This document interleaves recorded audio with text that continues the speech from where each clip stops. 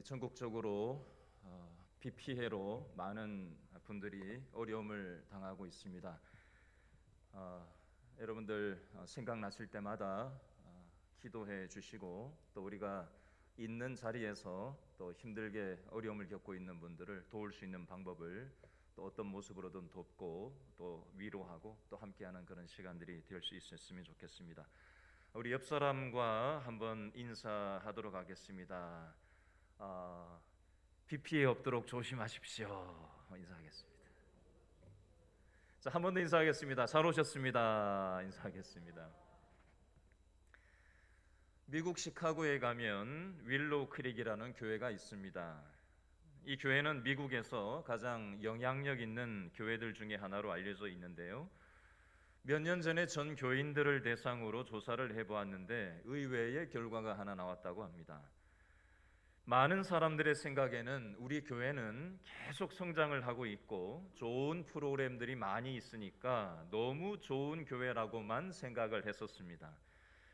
그런데 교회에서 예배를 많이 드리고 교회 활동을 많이 한 성도들일수록 오히려 하나님을 사랑하고 사람을 사랑하는 마음이 어떻게 됐을까요? 식어져 있고 점점 줄어들더라는 통계가 잡혔습니다.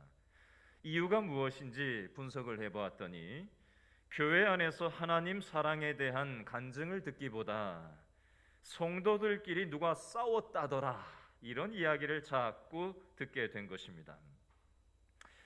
하나님과 사랑의 관계를 해야 되는데 사람과 관계하는 시간이 늘어나면서 하나님이 보이기보다는 사람이 자꾸 보이고 사람 영향을 교회 생활에서 받게 된 것이 원인이었습니다. 요즘 저와 여러분의 신앙생활은 어떠한지 한번 생각해 봤으면 좋겠습니다. 나는 하나님과 사랑의 관계를 요즘 누리고 있는가? 여러분은 요즘 아침에 일어날 때 누가 생각이 나십니까? 아침에 혹시 첫사랑이 떠오르시는 분이 계시진 않는가 모르겠어요. 여러분 어떤 생각을 하는지를 보면 그 사람의 영적인 상태를 알 수 있습니다. 저는 오늘 여기에 모인 모든 성도들이 아침에 일어날 때 하나님을 먼저 생각하고 하나님과 마음을 나누면서 행복한 신앙생활 할 수 있게 되기를 바랍니다. 아멘. 오늘 우리가 읽은 본문 요한복음 15장 9절부터 17절 말씀에 보면 가장 많이 나오는 반복되는 단어가 하나 있어요. 9번이나 나오는데요. 읽으면서 눈치채셨었나요? 9번 나오는 단어인데 어떤 단어가 9번 나오는가 한 번 더 찾아볼까요? 자, 9절 말씀에 3번 나오는데 9절 말씀을 먼저 한 번 더 읽어보겠습니다. 9절 시작. 아버지께서 나를 뭐하신 것? 사랑 동그라미 사랑하신 것 같이 나도 너희를 뭐하였으니 사랑하였으니 나의 무엇 안에 사랑 안에 거하라. 3번 나왔죠 벌써? 10절에 읽어봅니다. 시작. 내가 아버지의 계명을 지켜 그의 무엇? 사랑 안에 거하는 것 같이 너희도 내 계명을 지키면 내 무엇 안에? 사랑 안에 거하리라. 동그라미 하라는 얘기예요. 12절 시작. 내 계명은 곧 내가 너희를 뭐한 것 같이? 사랑한 것 같이 너희도 서로 뭐하라? 사랑하라. 13절에도 보니까 더 큰 사랑이 없나니, 그리고 17절에 보니까 내가 이것을 너희에게 명함은 너희로 서로 뭐하게 하려 함이라? 사랑하게 하려 함이라. 총 9번 반복해서 사랑에 대해서 나옵니다. 사랑에 대한 여러 가지 수많은 책이 있고 수많은 사랑에 대한 예들이 많이 있습니다. 여러분, 사랑을 저는 오늘 이 말씀과 관련지어서 크게 2가지로 나눠 보려고 합니다. 한번 따라하겠습니다. 사람의 사랑, 하나님의 사랑. 사람의 사랑이 있고 하나님의 사랑이 있는데요. 먼저 사람의 사랑에 대해서 한번 생각을 잠깐 해보겠습니다. 9절 말씀을 우리 다시 한번 읽어볼까요? 9절 시작. 아버지께서 나를 사랑하신 것 같이 나도 너희를 사랑하였으니 나의 사랑 안에 거하라. 아멘. 나의 사랑 안에 거하라는 말은 다른 말로 하면 예수님의 사랑 안에 거하라는 말씀이에요. 예를 들어 보겠습니다. 이해하기 쉽게. 여러분, 부모가 자녀를 낳아서 기릅니다. 여러분, 부모가 자녀를 낳으면 자녀는 부모 안에 거하는 겁니다. 함께 살아가니까. 그렇죠? 근데 부모의 사랑 안에 거하는 것은 다른 문제입니다. 지난주에 이런 뉴스가 나왔죠.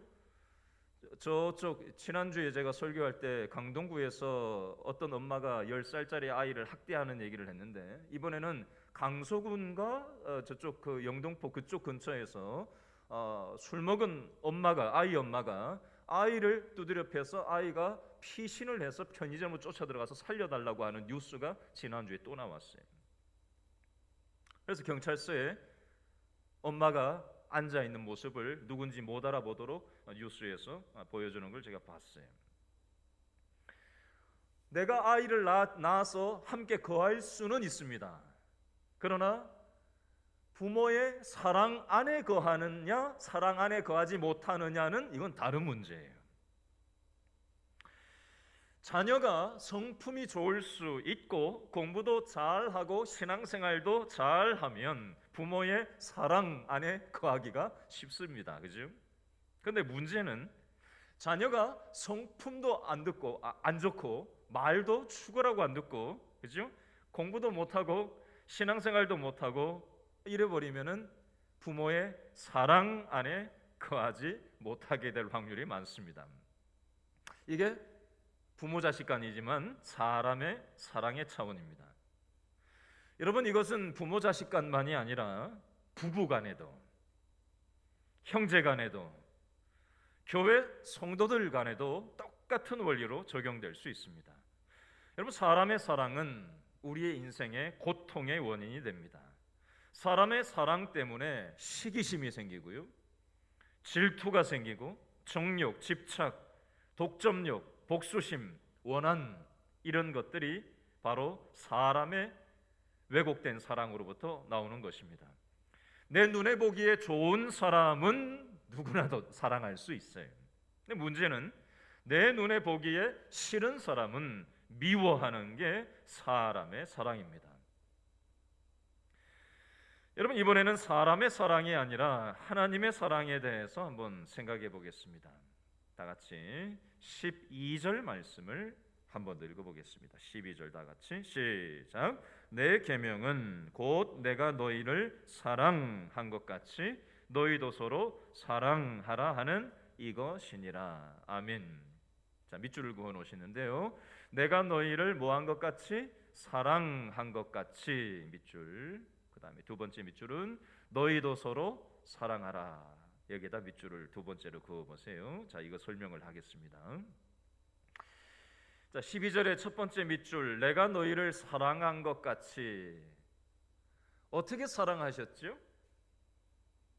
예수님께서, 하나님께서 저와 여러분을 향해서 어떤 사랑을 베풀어 주셨나요? 십자가에서 죽어주실 만큼 사랑하셨어요. 이만큼 너희도 사랑하라 라고 말씀하십니다. 여러분, 이게 현실적으로 가능한 소리입니까?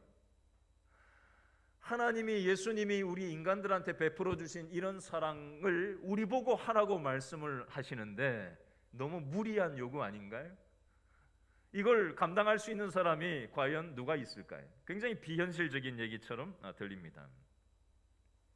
우리들 중에 이렇게 할 수 있는 사람은 아무도 없을 겁니다. 그러면 예수님은 왜 우리가 할 수 없는 것을 하라고 무리하게 요구하는 것처럼 보일까요? 저를 따라서 한번 해보겠습니다. 내가 절망하는 자리에서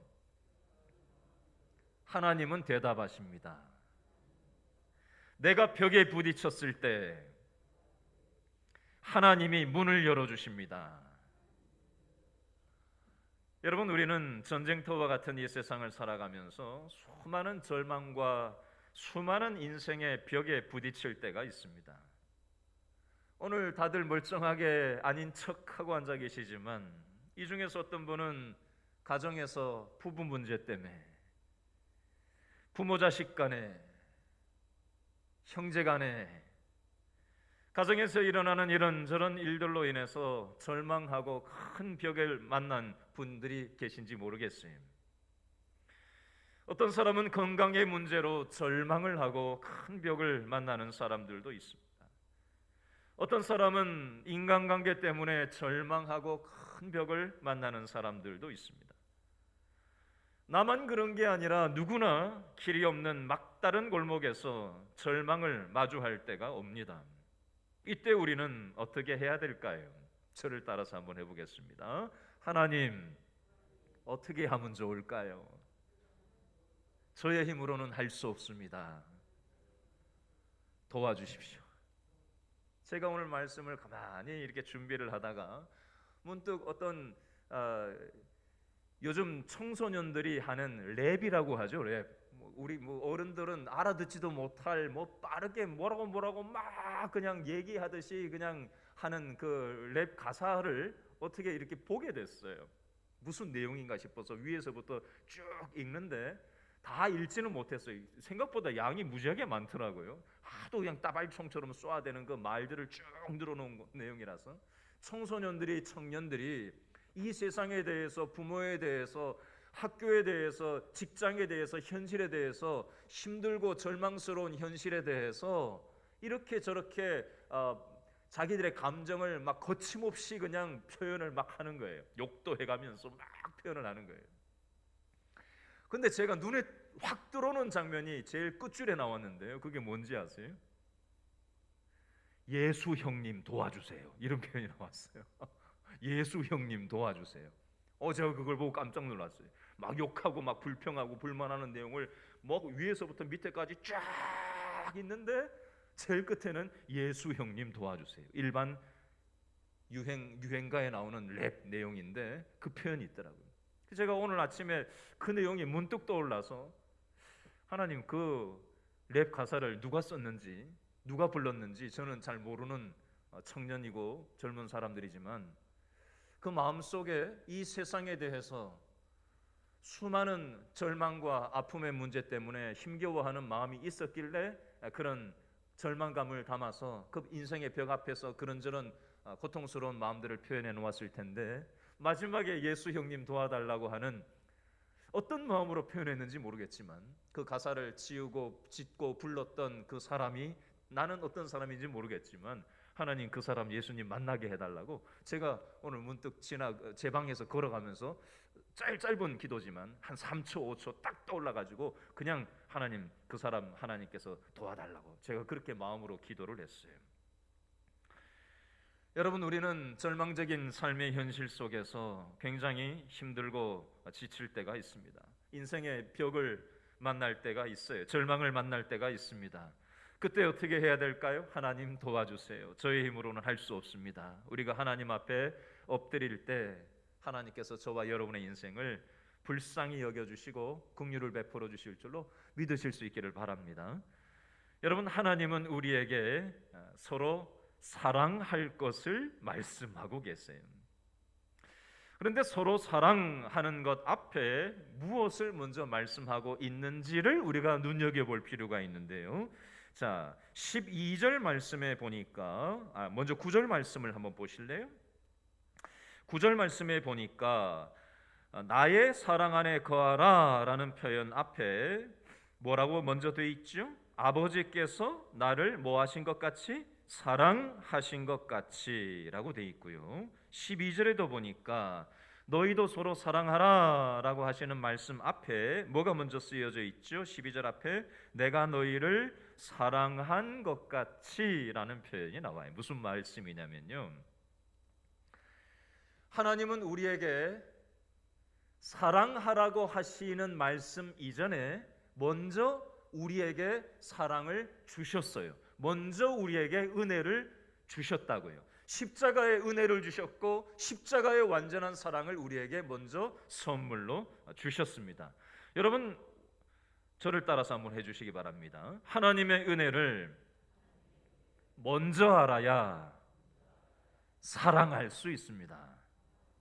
약간 다른 말인데요, 다시 한번 따라합니다. 하나님의 사랑을 먼저 경험해야 사랑할 수 있습니다. 사랑하라고 하시는데 우리의 힘으로는 사랑을 할 수가 없어요. 그 인간을 용서할 수도 사랑할 수도 없습니다. 우리 힘으로는, 사람의 힘으로는, 사람의 사랑으로는. 이런 우리를 향해서 하나님은 사랑하라고 하세요. 내가 너희들에게 나의 은혜를, 나의 사랑을, 완전한 사랑을 주지 않았느냐? 그 하나님의 은혜, 나의 은혜를 먼저 알고, 먼저 경험하고, 먼저 누리고, 먼저 나와 사랑의 관계 안에 너희가 있어야 사랑하고 용납하고 용서할 수 있는 힘이 생긴다라고 말씀하는 거예요. 따라합니다. 사랑이 먼저가 아니라 은혜가 먼저입니다. 우리는 사랑을 해야 되고 용서를 하려고 하는데 그거 이전에 우리는 뭘 먼저 생각해야 되느냐? 은혜를 사모하고 하나님의 은혜를 받으려고 하는 쪽에 무게중심이 있어야 돼요. 여러분, 사랑은 내가 하는 것이 아니라 은혜가 하는 것입니다. 사랑하지 못하는 것은 은혜가 부족한 것입니다. 은혜를 받은 만큼 사랑할 수가 있습니다. 여러분, 사람의 사랑으로는 다른 사람들을 사랑하고 용서할 수 있는 힘이 없습니다. 하나님의 사랑을 경험하지 못하니까 다른 사람을 사랑하고 용서하지를 못하는 겁니다. 그래서 자존심 싸움을 하는 겁니다. 지난주에 이런 뉴스 제목이 달려서 나왔어요. 컵라면 때문에 파혼한 경우가 뉴스가 나왔어요. 컵라면을 먹으려고 쟁여놨는데 그 컵라면을 결혼하려고 한 사람이 이제 먹어버린 거예요. 그래서 그것 때문에 어떻게 자존심 싸움을 하다가 결국 파혼까지 간 그런 뉴스가 지난주에 나왔었어요. 여러분, 우리는 아무것도 아닌 일에 때로 좌절하고 낙심할 때가 있습니다. 여러분, 우리는 하나님 사랑으로 채워지지 않으면 이단에 빠지기도 합니다. 2월달 이 코로나19 확진자가 대구 신천지를 중심으로 해서 그 중에서도 20대 젊은이들이 대거 많이 이 코로나19에 걸리게 되었는데요. 그 원인이 신천지 소속되어 있는 사람으로 공개적으로 알려져 있는 인원이 대략 한 24만 명 정도 집계가 되고 있고 현재 교육생이 한 6만여 명 정도 되는 것으로 추산이 되고 있습니다. 그 중에서 청년들이 24만 명 중에 청년들이 한 9만 명에서 한 10만 명 정도가 신천지에 이미 가입이 되어 있다고 합니다. 교육생들 빼고요. 그런데 20대 신천지에 빠지는 사람들의 내용을 사회심리학적인 분석을 해놓은 사람이 있더라고요. 교회에서 하나님 사랑이 채워지고 경험되고 은혜가 채워졌으면은 딴 데로 새진 않았을 텐데 교회에서 채워지지가 않은 거예요. 집에서 사랑이 채워지지가 않은 거예요. 사회생활에서 세상에서 20대 청년들이 이게 채워지지가 않은 거예요. 그래서 채워지지 않는 교회로부터 채울 수 없었고 가족으로부터 채울 수 없었고 사회생활 세상으로부터 채울 수 없었던 그런 욕구를 신천지라는 조직이 집단 무의식에 빠져서 중독에 가깝게 거기에서는 잘한다 그러고 너만 아는 거다라고 얘기하고 너 잘한다고 하고 너한테만 알려준다고 하고 뭔가 이렇게 특별한 존재라고 여겨주고 자기들만의 집단 어떤 군중 심리에 의해서 그쪽으로 빠져들어가게 됐다라고 하는 이런저런 분석들을 하는 것을 본 적이 있습니다. 여러분, 하나님의 완전하신 사랑으로 채워지지 못했을 경우에 우리는 자존심 싸움, 아무것도 아닌 일은 좌절하고 낙심하는 것, 그리고 심지어 이단에 빠지면서까지 자신의 그 공허감을 채우려고 달려들더라는 것입니다. 이 시간 사람의 사랑에 대해서 설명을 했는데 저와 여러분은 과연 어떤지 한번 생각해 볼 수 있었으면 좋겠습니다. 두 번째, 오늘 본문에서 두 번째로 많이 나오는 단어가 하나 있는데 3번 반복해서 나오는 단어가 있어요. 자, 13절 말씀 읽어볼까요? 다 같이 시작. 사람이 누구를 위하여? 친구를 위하여 자기 목숨을 버리면 이보다 더 큰 사랑이 없나니. 14절. 너희는 내가 명하는 대로 행하면 나의 곧 나의 누구라? 친구라. 15절에도 보니까 나오죠. 셋째 줄 너희를 무엇이라? 친구라 하였노니. 친구라는 표현이 3번 반복되어져 나옵니다. 여러분 오늘 설교 제목 본문 띄워놨죠? 제목 한번 읽어볼까요? 시작. 하나님의 친구. 여러분 친구 하면 뭐가 떠오르세요? 친구 하면 언제 만나도 뭐 격식 가리지 않고 속에 있는 거 그냥 다 얘기하고 편하게 대할 수 있는 거, 비밀 없이 얘기할 수 있는 걸 보통 친구라고 얘기를 하잖아요. 그렇죠? 질문합니다. 여러분들은 친구가 있으십니까? 요즘 마음을 터놓고 얘기할 수 있는 그런 친구 관계가 있으신가 하는 질문입니다. 성경에도 이 친구라는 표현이 몇 군데 나오는데요. 구약 성경에 보면 하나님의 친구를 누가 하나님의 친구라고 얘기할까요? 바로 창세기에 아브라함을 하나님의 친구라고 표현을 하는 대목이 나옵니다. 여러분 아브라함은 믿음의 조상이라고 보통 얘기를 합니다. 아브라함은 완벽한 사람이었을까요? 아브라함도 저와 여러분들처럼 자신이 가진 아브라함 자신이 가진 불완전한 사랑 때문에 굉장히 절박하고 절망감에 인생의 벽에 맞닥뜨렸던 사람 중에 한 사람입니다. 우리는 아브라함을 좋은 믿음의 조상이라고만 생각하지만 아브라함도 인생의 절벽 앞에서 맞닥뜨리는 어려움 상황 속에서 어떻게 하죠? 어려움이 닥치니까 자기 부인 사라를 2번이나 내 부인이 아니라고 거짓말해서 다른 남자한테 팔아넘기는 그런 어리석은 행동을 2번이나 반복합니다. 일반 거짓말이 아니라 자기 부인을 부인이 아니라 그래서 다른 남자한테 넘어가는 그런 일을 2번이나 반복한 게 바로 우리가 알고 있는 믿음의 조상 아브라함이에요. 여러분 아브라함이 그런 절박한 상황 속에서 우리와 똑같이 실수하고 연약함에 빠지는 그런 부분이 있었지만 하나님께서 약속하신 약속의 말씀을 처음에는 믿지 못하다가 하나님께서 아브라함을 언제 친구로 인정해 주시고 받아들이시는 장면이 나오냐면 아브라함이 또 다른 인생의 절망감, 아이를 주신다 그랬는데 아이를 낳을 수 없었던 그런 상황 속에서 부인은 이제 나이가 들어서 생리가 완전히 끊어지고 육신적으로는 전혀 아이를 낳을 수 없는 가능성 제로인 그 상황. 아브라함도 남편으로서 전혀 아이를 낳을 수 없는 그런 육신적으로 죽었다고 얘기할 만큼 성경은 육신적으로 죽었다고 아브라함을 표현합니다. 그런 정도로 육신적으로 아이를 낳을 수 없는 그런 상황의 끝자락에서 바로 그때 그 절망감 속에서 아브라함은 뭐라고 얘기했을까요? 오늘 말씀 원리로 가져와서 얘기하면 하나님 저는 아이를 낳을 수 없습니다. 저희를 도와주십시오. 하나님 앞에 엎드렸을 때 하나님께서 그 믿음을 보시고 하나님께서 아브라함과 사라에게 하나님께서 믿음의 선물을 주시는 장면이 나옵니다.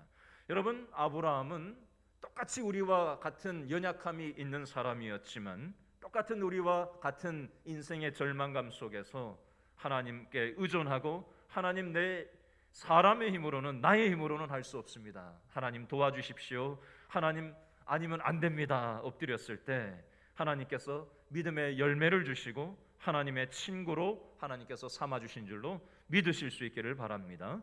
여러분 이 아브라함은 하나님의 친구로서의 삶을 살아가게 됩니다. 아브라함의 자손들로 넘어와서 오늘 읽은 이 신약 성경 말씀에 이스라엘 백성들을 향해서 오늘 요한복음은 말씀하고 있는 거예요.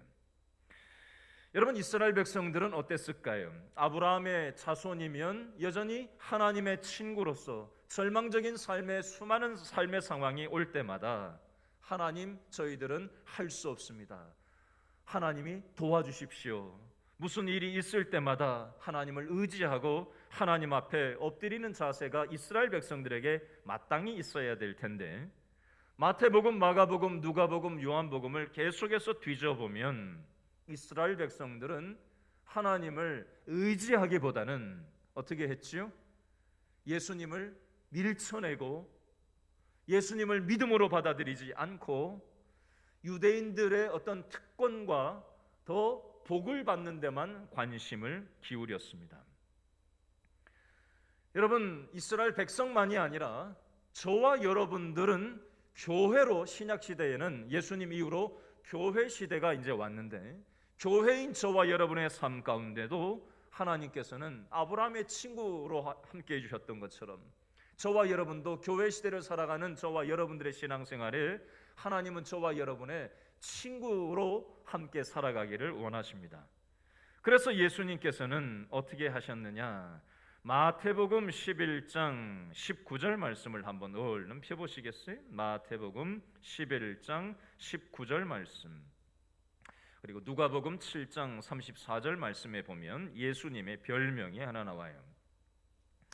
마태복음 11장 19절 말씀을 먼저 읽어보겠습니다. 마태복음 11장 19절 말씀 다 같이 시작. 인자는 와서 먹고 마시매 말하기를 보라, 먹기를 탐하고 포도주를 즐기는 사람이요 세리와 죄인의 친구로다 하니 지혜는 그 행한 일로 인하여 옳다함을 얻느니라. 자, 예수님의 별명이 뭐라고 나오죠? 세리와 죄인의 친구. 누가복음 7장 34절에도 보니까 찾아서 읽지는 않겠습니다만 똑같은 패턴이 나와요. 예수님의 별명 세리와 죄인의 친구라는 표현이 나와요. 여러분, 예수님은 이 땅에 오셔서 돈 많은 사람들, 세상에서 잘 나가는 사람들의 친구이시기보다 세리의 친구, 죄인의 친구가 되어 주셨습니다. 그것이 하나님의 뜻이고 그것이 바로 예수님의 뜻이에요. 이스라엘 백성들에게 향한 예수님의 하나님의 뜻이기도 하고 교회 시대를 살아가는 저와 여러분들을 향한 하나님의 예수님의 뜻이기도 합니다. 비유를 이렇게 한번 들어보겠습니다. 우리가 지난주에 포도나무 비유를 설명을 했어요. 요한복음 15장 1절부터 8절 말씀에 보면 예수님은 15장 1절에 뭐라고요? 참 포도나무고 우리는 뭐라고요? 가지다라고 했습니다. 여러분, 가지도 한 개가 달려 있을 수도 있지만 두 개, 세 개가 이제 겹가지가 이렇게 나잖아요. 그렇죠? 여러분, 나무를 한번 상상을 해보세요. 나무가 있고 그 다음에 나무 가지가 있어요. 근데 나무 가지에 겹가지가 작게 나는 거예요. 근데 이렇게 한번 생각해 보세요. 나무 가지가 굵은 가지가 밑에 있어야 돼요? 굵은 가지가 위에 있어야 돼요? 한번 생각해 보세요. 굵은 가지가 밑에 달려 있어야 돼요? 작은 조그만한 힘없는 가지가 밑에 달려 있고 큰 가지가 위에 있어야 돼요? 굵은 가지가 밑에 받쳐주고 작은 가지가 겹가지가 살짝 조금씩 나는 거지, 그죠? 위쪽에 큰 좀 무거운 굵은 가지가 있고 겹가지가 밑으로 잘못 나버리면 이게 제대로 건강한 성장을 할 수가 없습니다. 여러분, 이 자연의 이치처럼 우리 믿음의 이치를 한번 생각해 보겠습니다. 예수님께서는 세리의 친구, 그 다음에 죄인의 친구로 이 땅에 오셨습니다. 그리고 교회 시대를 살아가는 저와 여러분들도 연약하고 소외되고 힘겨워하는 사람들을 함께 아파해주고 우리가 친구가 되어주는 삶을 살아가도록 우리를 불러주셨습니다. 그런데 혹시 저와 여러분의 신앙생활이 굵은 가지가 위에 있으려고 하는 이치처럼, 그래서 밑에 있는 작은 산가지들을 제대로 자랄 수 없도록 망가뜨리는 것처럼, 혹시 신앙생활을 하면서 우리는 이스라엘 백성들처럼 더 많은 특권을 얻으려고 하고 더 많은 복을 하나님으로부터 얻어내는 데만 관심이 있을 뿐이지 하나님의 은혜를 더 많이 받아서 복 받는 데만 관심이 있지 하나님의 은혜를 받아서 이것을 하나님 알지 못하는 절망감에 빠져 있는 사람들에게 나누어 주고 친구로 우리를 이 땅에서 살아가도록 불러주신 교회의 사명을 우리는 다하지 못하는 그런 욕심 많은 이기적인 신앙생활을 혹시 우리가 하고 있지는 않는지 한번 돌아볼 수 있었으면 좋겠습니다.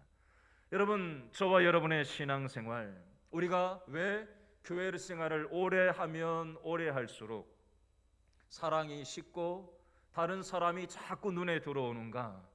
하나님의 은혜를 더 많이 받아서 이 은혜 받은 걸 가지고 하나님의 은혜를 알지 못하고 사랑을 알지 못하는 사람에게 나누어 주고 돌보는 삶을 살아가고 연약한 자들을 받쳐주는 삶을 살아가기를 하나님은 원하시는데, 우리는 내가 위에 올라앉아서 특권을 누리고 더 많은 복을 움켜잡으려고 하나님의 사랑을 이용하는 그런 신앙의 모습을 살아가고 있지는 않는지 한번 돌아볼 수 있었으면 좋겠습니다.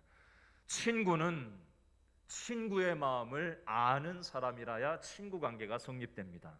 근데 친구의 마음을 모르고 자기 마음대로 하면 제대로 된 친구 관계가 성립이 될 수가 없습니다.